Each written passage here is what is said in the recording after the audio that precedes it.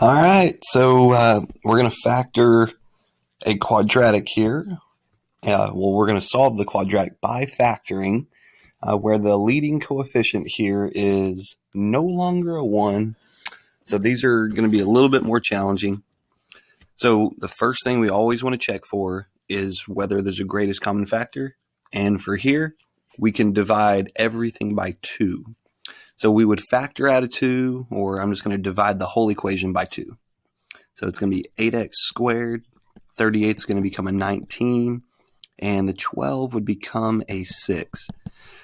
So of course we could just reach for our quadratic formula here, but you might be able to get away with it for the ones we do tomorrow, but it's not going to look right. It's going to feel weird because you're going to be dealing with sine and cosine. Plus you need to learn this anyway. All right, the way that we had did this in the past was using that big O X and the AC method, and it's really complicated. I thought that was. So I tried something different this year with my Algebra 2, and I will try that with you. All right, so to factor this expression, so I'm going to start off by writing my 2 sets of parentheses. Now in these parentheses, oh yeah, by the way, there's nothing left in common here. 8, 19, 6. So you got to always check for that first. So in this set of parentheses, this could either be an 8x and a regular x in order to give me x squared. And then I would just have to figure out right here and here what multiplies to give me 6. All right. Oh yeah, and these are the same signs, and they're both positive. So I can go ahead and put plus signs here and here. It might also be, instead of an 8x and an x, it could be a 4x and a 2x. That's the only other way that you can get an 8x squared here. Now, I'm going to show you real quick why I know that this is not the answer.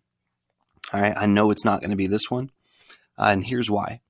So in these 2 slots, I have to put either a 1 and a 6 or a 2 and a 3. Now the thing to notice is that the 6 would have to go somewhere. I cannot put a 6 here, and the reason that I know that is because 2 and 6, they have a shared factor. All right, they have a common factor. And that shouldn't happen because we checked over here and noticed, hey, they don't have a common factor. So that means that the factored form won't either. So I can't put a 6 on the right or the left. And the same problem arises for my 2. All right. I can't put a 2 in either of these spots because 2 and 2 have a common factor and 2 and 4 have a common factor. So that rules this case out completely. All right. So we don't even have to try that case anymore. All right. So in these blanks, I'm either going to put a 1 and a 6 or a 2 and a 3. Now, at this point, this is where people get a little frustrated because it's going to be a guess and check method. All right. But I think it's easier than the AC method, especially once you get the hang of it. And especially once you kind of notice those tricks. So if I'm trying out the 2 and the 3, I would have to put the 2 on the right and the 3 on the left because I can't put a 2 where that 8 is right there because they share a common factor. So once I'd have this, I actually usually write it kind of below the parentheses. That way I can just kind of mark it out if it doesn't work. So what I'm going to do is I'm going to do my outer terms and my inner terms, and I'm going to see if they will give me 19. Right? So if I do 8x and 2, right? So if I do these 2, that's going to give me 16x. And in the inner terms, it'd be the 3 and the x. I'd get 3x. And yay, it does. It does give me 19. All right? So it's going to be 8x plus 3 and x plus 2. Cool.